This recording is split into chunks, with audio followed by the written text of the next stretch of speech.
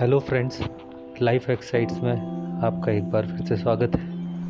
आज मैं आप लोगों के साथ शेयर करने वाला हूँ एडेनियम प्लांट में कटिंग, प्रूनिंग, हार्ड प्रूनिंग। क्योंकि वैसे तो इसमें फ्लावरिंग हो रही है अभी, लेकिन 2-3 दिन के अंदर मानसून आ जाएगा और मैं चाहता हूँ कि इस एडेनियम में ब्रांचेस का क्वालिटी बढ़ जाए। कॉडेक्स ठीक ठाक डेवलप हो गया है तो मानसून में मैक्सिमम ग्रोथ ही ले सकता है, इसीलिए मैं आपको इसके साथ प्रूनिंग दिखाऊंगा। तो बने रहिए वीडियो के अंत तक। सबसे पहले जो काम हमें करना है, हमें कटर यूज़ करना है जो कि स्टरलाइज्ड हो, और ब्रांचेस को वहाँ से काटना है जहाँ तक हमको दिख रहा है कि थोड़ा मैच्योर है। बिल्कुल हरी ब्रांच जो ऊपर होती है उसके नीचे से जहाँ थोड़ा सा मैच्योर ब्रांच दिखती है वहाँ से हमें कट करना है। ग्रीन पार्ट से नहीं काटना है, इस बात का हमें विशेष ध्यान रखना है। जैसा मैंने आपको पिछले वीडियो में भी बताया था कि कटिंग के बाद मैं पर्सनली फंगीसाइड्स वगैरह यूज़ नहीं करता हूँ, तो इस प्लांट के साथ भी कटिंग के बाद मैं फंगीसाइड यूज़ नहीं करूँगा। और अभी तक तो मेरे संग कोई भी प्लांट इस कारण से ख़राब नहीं हुआ है क्योंकि उसमें फंगीसाइड यूज़ नहीं किया गया हो।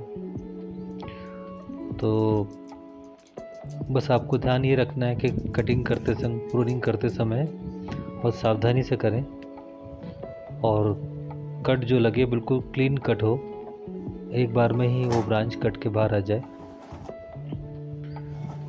नहीं तो अगर हम मल्टीपल टाइम उसको लगाएंगे तो फिर इन्फेक्शन का खतरा हो जाता है। तो धीरे धीरे करके हमें सारे ब्रांचेस कट करने हैं और ये इंश्योर करना है कि जहाँ से हम कट कर रहे हैं वहाँ से 2 नई ब्रांच डेवलप होंगे। तो लगभग इसमें अभी 5 से 6 ब्रांच हैं। तो कटिंग करने के बाद मान के चलिए लगभग 10 से 12 ब्रांचेस इस प्लांट में हो जाएंगी।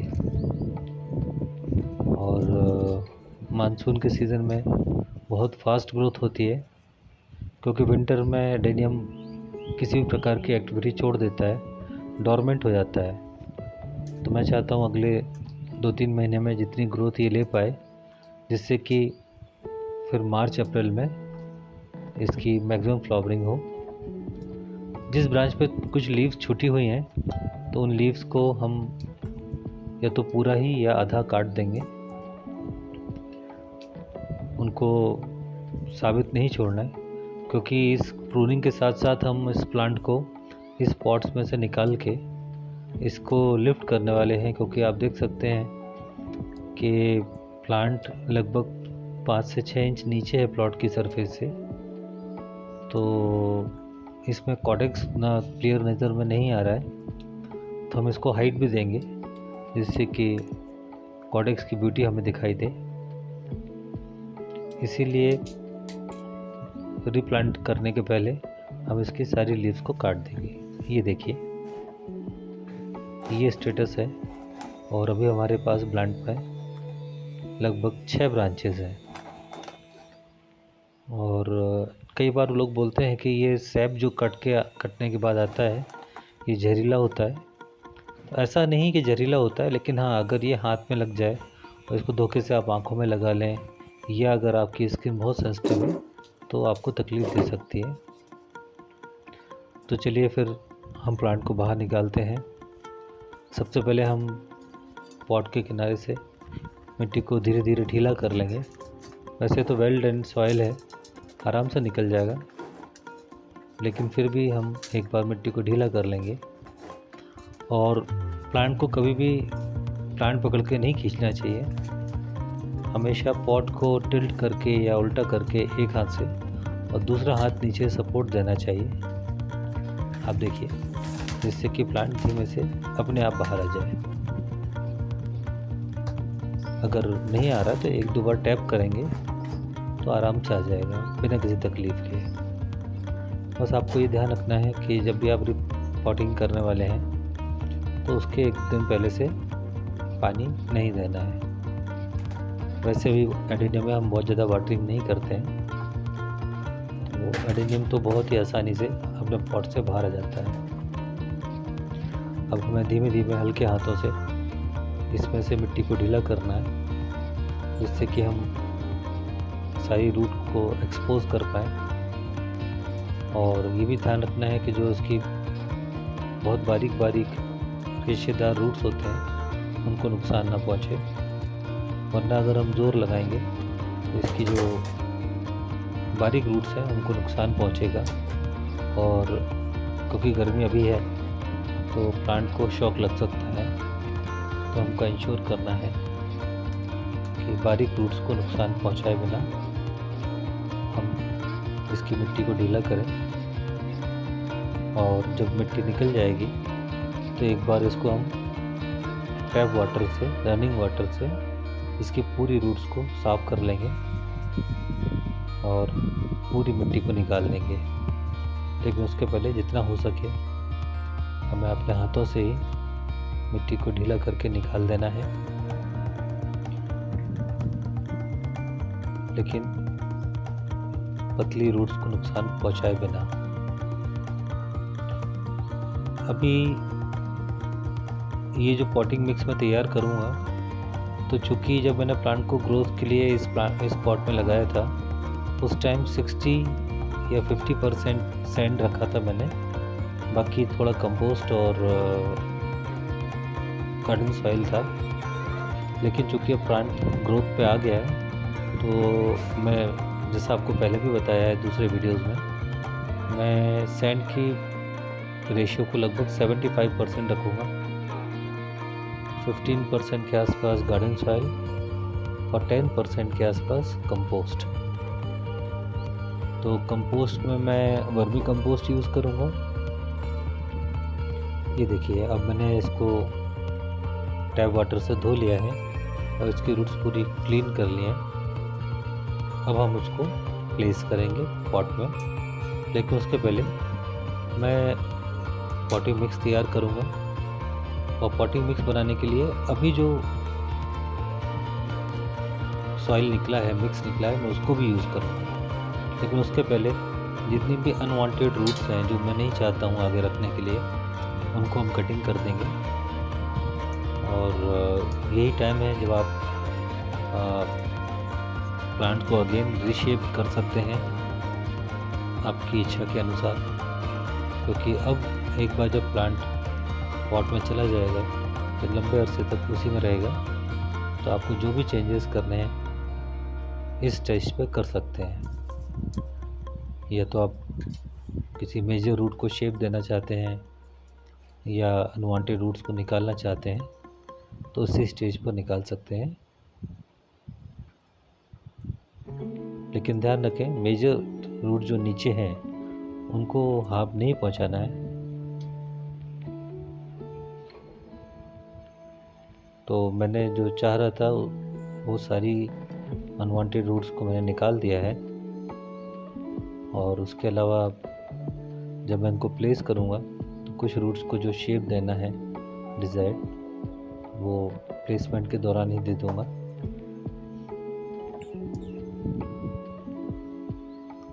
एक बार प्लांट पर काम ख़त्म करने के पहले आप संतुष्ट हो जाएं कि आपको जो जो रूट्स निकालने थे आपने निकाल दिए हैं।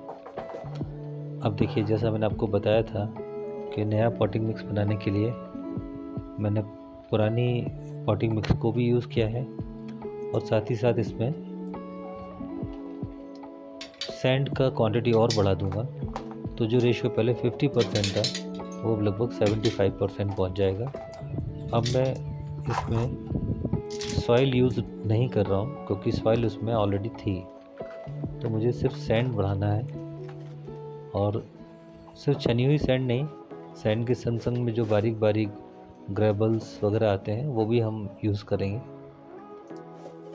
क्योंकि एडेनियम की सबसे बड़ी प्रीरिक्विसाइट ये है कि इसके अंदर वेल ड्रेनेज वाला पॉटिंग मिक्स ही हमें चाहिए। तो वो जो बड़े बड़े पेबल्स हैं वो हम निकाल देंगे, बारीक बारीक टुकड़े छोड़ देंगे। और अगर कोई सॉइल का लंप है तो उसको हम अच्छे से तोड़ के मिक्स कर देंगे।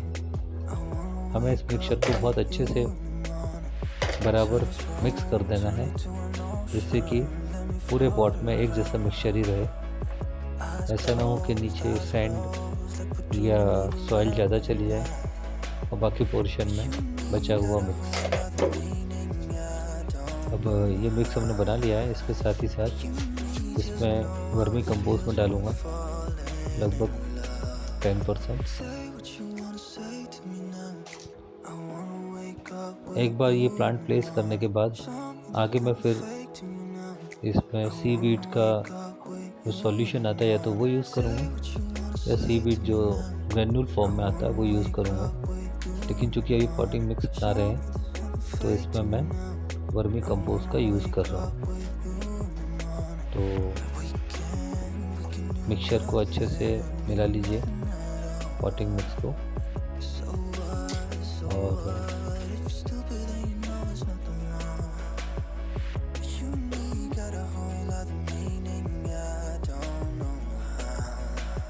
गमले में प्लांट रखने के पहले हम नीचे कुछ बड़े पत्थर रख देंगे, जिससे कि जब वाटरिंग हो प्लांट की या बारिश हो तो पानी बिल्कुल रुके नहीं। तो मैंने पत्थर पहले ही रख दिए थे। मैंने सीधा पॉटिंग मिक्स में डाल रहा हूँ।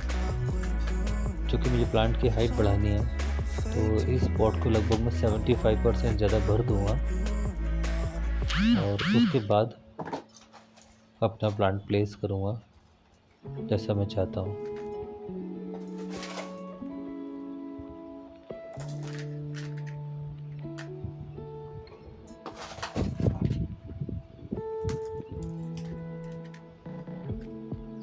जितनी हाइट आप देना चाहते हैं उस लेवल तक आप इस पॉट को भर दिए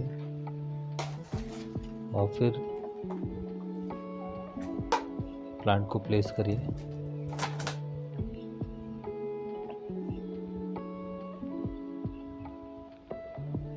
अब नई प्लेसमेंट के अनुसार मैं थोड़ा सा इस प्लांट को टिल्ट करूँगा एक तरफ, क्योंकि अपने आप ही इसका शेप ऐसा डेवलप हो गया है जिसमें मैं इसको थोड़ा सा टिल्ट कर सकता हूँ। और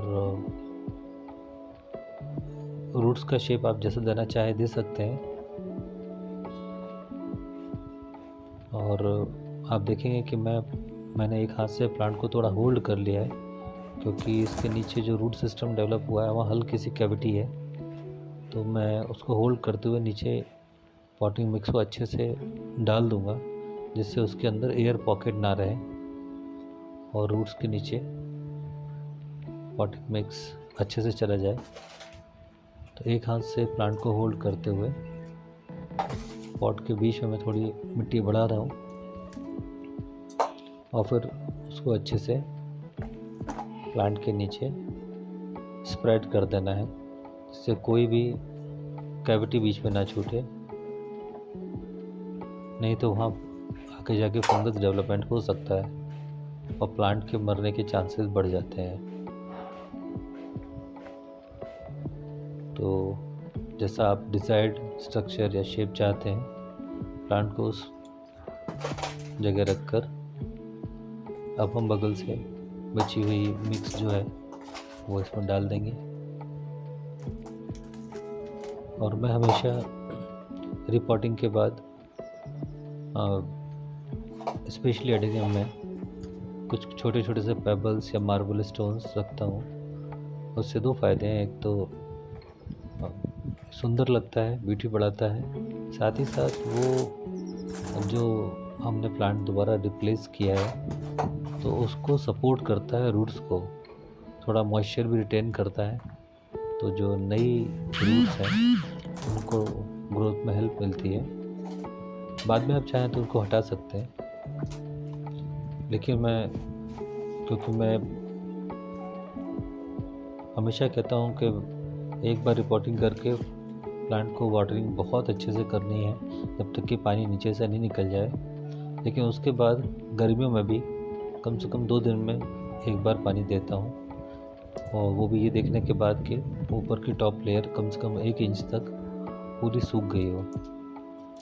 ओवर वाटरिंग के कारण ज़्यादातर आप देखेंगे एडेनियम के अंदर फंगस ग्रोथ होती है, वरना तो फंगीसाइड की भी रिक्वायरमेंट नहीं रहती है। तो मैं अभी पेबल्स रख रहा हूँ और जो मार्बल के स्टोन है छोटे छोटे से, उनको प्लेस कर रहा हूँ। इसीलिए ये पेबल्स या मार्बल के छोटे छोटे स्टोन या जो भी आपके पास उपलब्ध हैं, पेबल्स आपको रखने चाहिए। और इसके बाद मैं शुरुआत में प्लांट को सपोर्ट देने के लिए तो कॉटन के किसी क्लॉथ की एक स्ट्रिप या आपके पास अगर कॉटन में रस्सी मिल जाए, उससे प्लांट को सपोर्ट देना चाहिए। लेकिन इसमें मेटल वायर यूज़ नहीं करना चाहिए, क्योंकि वो प्लांट को नुकसान कर सकते हैं। और उसके अंदर एक बार अगर वायर के कारण कुछ उसका स्टेम में हर्ट होता है तो बारिश में उसमें फंगल ग्रोथ हो सकती है। इसीलिए मैं हरदम कॉटन के कपड़े की पट्टी का या कॉटन की किसी रस्सी का ही यूज़ करता हूँ। तो एक बार पेबल्स का प्लेसमेंट अपने हिसाब से करने के बाद जो आपको सुंदर लगे, हमें देख लेना है। मेरा प्लांट एक तरफ से कटा हुआ था, तो मैंने उसको सब थोड़ा सा छुपाने के लिए रूट को, क्योंकि वो रूट में स्कार मार्क दिख रहा है, मैंने वही पेबल को यूज़ करते उसको छुपा लिया है। और अब मेरा प्लेसमेंट हो गया है। तो सबसे पहले मैं पॉट के चारों तरफ एक वायर लपेटूंगा और उस वायर की हेल्प से, ये देखिए इस तरह से हमें एक वायर लेके लपेट देना है और उस वायर की हेल्प से हम जो कॉटन की रस्सी या कॉटन की पट्टी बांधेंगे वो इसी वायर में लगा सकते हैं। कुछ दिनों बाद, लगभग 15-20 दिन या 1 महीने बाद, हम ये वायर और ये पट्टी निकाल सकते हैं, क्योंकि तब तक रूट डेवलप हो गए होंगे। लेकिन शुरू के कुछ दिनों में तेज़ हवा से या बारिश से बचाने के लिए हमें ये लगाना बहुत ज़रूरी है। तो इस तरह से बांधना है कि प्लांट को हर्ट ना हो, लेकिन साथ साथ प्लांट को सपोर्ट मिलता रहे। एक बार ये प्रोसेस होने के बाद हम प्लांट को बहुत अच्छे से वाटरिंग करेंगे और इतना वाटर देंगे कि पानी नीचे से बहना शुरू हो जाए। इसके अंदर क्या फ़ायदा होता है कि जो एक्स्ट्रा डस्ट है वो भी निकल जाएगी और फिर हमें अगले 4 से 5 दिन वाटरिंग की ज़रूरत नहीं पड़ेगी और अगले 2 से 3 दिन हम इस प्लांट को सेमी शेड एरिया में रखेंगे। उसके बाद फुल सनलाइट में। इस तरह हम दोनों तरफ से इस कपड़े को बांध देंगे और साथ ही साथ ये देखेंगे कि इतना मजबूत हो कि प्लांट आसानी से हिले नहीं। मेरे पास अभी रस्सी नहीं थी, तो मैंने एक कॉटन के ही पतले कपड़े में से काट के एक पट्टी बना ली है और उसी को दोनों तरफ से बांध दिया है। ये देखिए, अपोजिट साइड से हम बांध देंगे जिससे कि प्लांट को सपोर्ट मिला रहे।